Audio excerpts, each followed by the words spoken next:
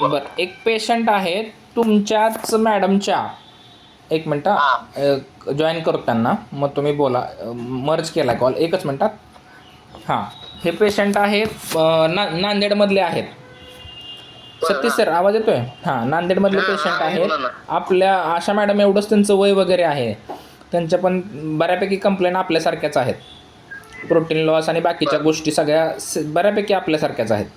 तर तुमच्या पेशंटला कशी सुरुवात झाली? म्हणजे सुरुवातीला आपण औषध चालू केले, थोडंफार क्रिएट वाढलं, डायलिसिस केले, आणि आताची कंडिशन काय आहे, ॲलोपॅथीमध्ये काय सांगितलं ना, आता रिझल्ट कसा आहे, ह्या सगळ्या गोष्टी तुम्ही तुमच्या शब्दात पेशंटला सांगा. ते आहेत सोबत.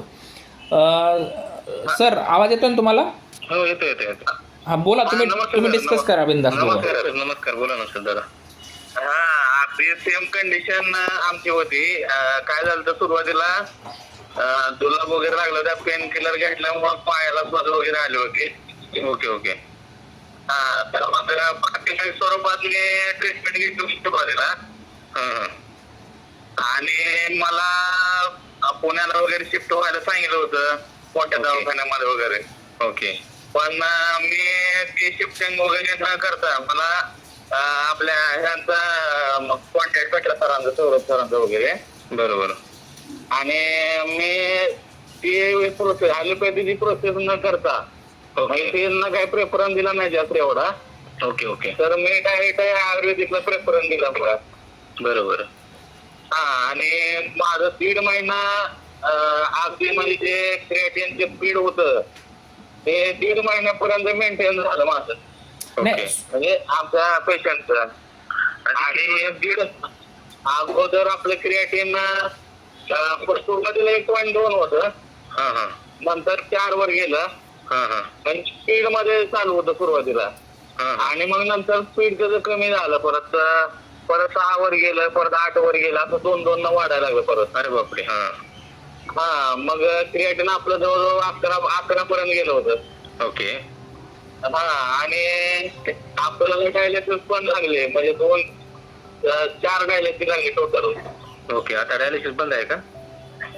आता पूर्ण बंद झालं डायलिसिस आपलं. आता पेशंट आपला 1 नंबर आहे का? ओके आहे सगळं? पेशंट आपला एकदम नॉर्मल आहे आता. डायलिसिस बंद 2 महिने झाले. क्रिएटिन किती आहे म्हणलं आता? क्रिएटिन आपलं 3 दिवसाखाली चेक केलं होतं, 3.9 क्रिएटिन आहे. 3 दिवसाखाली का? हा, 3 दिवसाखाली चेक केलं होतं. 2 महिन्यानंतर चेक 11 वर गेलेलं. हा, 11 वर क्रिएटिन गेलं होतं. आणि आपल्या आयुर्वेदिकच्या ट्रीटमेंटला पूर्ण बरं झालं सगळं. बरोबर. ओके. म्हणजे 3-4 डायलिसिस मध्ये आपल्याला रिझल्ट आला. बरं. हां सर, बोला ना. यांचा नंबर द्या ना, मी ताईला यांच्या मिसेसला बोलू घालतो. हो, बोला. त्यांना बोलल्याबद्दल थोडं त्यांना सपोर्ट दिलं होईल जरा. हो, चालतं. मी नंबर शेअर करतो. सर, त्यांना तेवढं सपोर्ट करा, त्यांना माहिती द्या. ते खूप ढासळलेले आहेत, त्यांना थोडीशी तुमच्याकडनं मदत करा. 100% सर, 100% मदत करतो मी. सगळं सांगतो. रिपोर्ट वगैरे पाहिजे असेल तरी पाठवतो मी, नाही काय अडचण. आणि साहेब, हॅलो, बोला ना दादा. हा, काही टेन्शन घेऊ नका साहेब, ओके होत आहे. तुमचं डायलिसिस पूर्ण बंद होत आहे, याची गॅरंटी मला. तुमच्यापेक्षा जास्त माझं खच्चीकरण झालं होतं.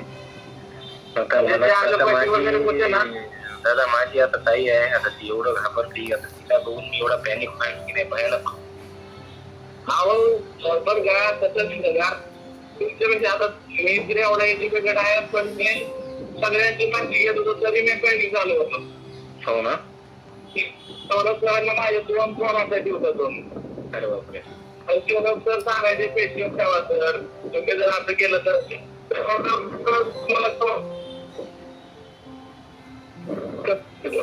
पेशंटला काय करायचं. तर मी काय केलं माहिती आहे का, जो जास्त पेशंट आला होता